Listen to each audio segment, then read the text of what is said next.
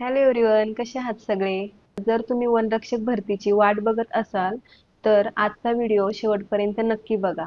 कारण 11 फेब्रुवारी 2026 रोजी महाराष्ट्र सरकारने एक असा जी आर काढला आहे जो भरतीवर मोठा परिणाम करू शकतो.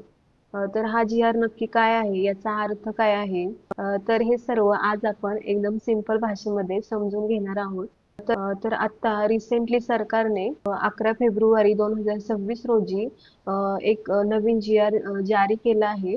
हा जी आर पेसा क्षेत्रातील 17 संवर्गातील पद भरतीबद्दल आहे.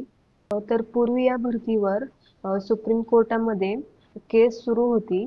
तर त्या कारणामुळे ही भरती प्रक्रिया पुढे जाऊ शकत नव्हती. तर आता सुप्रीम कोर्टाच्या निर्णयानंतर सरकारने ही भरती कशी पुढे न्यायची यावर काही सूचना दिलेल्या आहेत.